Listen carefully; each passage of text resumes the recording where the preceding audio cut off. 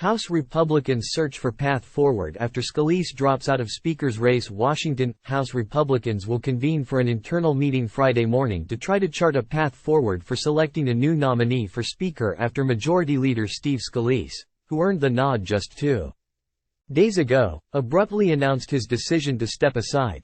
Scalise's announcement late Thursday came amid mounting opposition to his candidacy from the fractured GOP conference's right flank, making it unlikely he could secure the 217 votes needed to win the gavel in a vote on the House floor.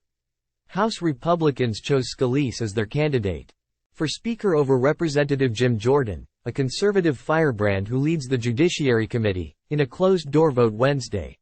Scalise told reporters he made his decision to withdraw in hopes that a candidate could emerge who could bring the party together. "Our conference still has to come together and is not there," he said. "There are still some people that have their own agendas, and I was very clear, we have to have everybody put their agendas on the side and focus on what this country needs." Scalise's exit adds to the chaos that has enveloped the GOP conference since Representative Kevin McCarthy was ousted from the speakership in an unprecedented vote last week. The House is now in its second week without a leader, leaving one chamber of Congress effectively paralyzed until a speaker is elected.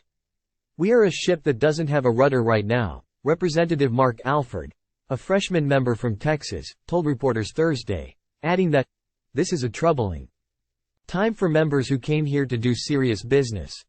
The dysfunction among Republicans comes as lawmakers are confronting a fast-approaching November 17 deadline to fund the government and rising pressure to respond to the war in Israel and Gaza following the brutal attacks by Hamas nearly 1 week ago.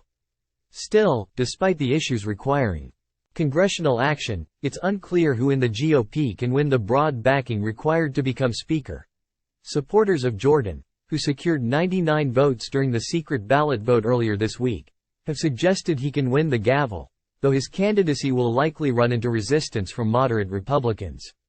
Jordan co-founded the conservative House Freedom Caucus and was a key player in the 2013 government shutdown.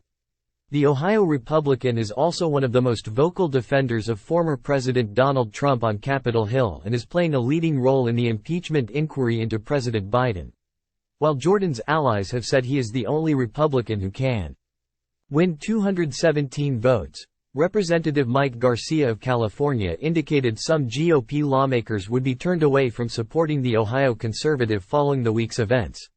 "There's an academic debate about whether we reward, the tyranny of the minority in this case," he said, adding that while he supports Jordan, there's enough people that would see what has happened and transpired over the last 40 hours to not support him, that we're going to have the same problem with Jordan that we had with Scalise. "So, I think it's a math problem." The prospect of a protracted fight among Republicans over a Speaker candidate has prompted some questions of whether the House should act to temporarily expand the authority of Representative Patrick McHenry, who is leading the chamber in the interim as Speaker pro tempore.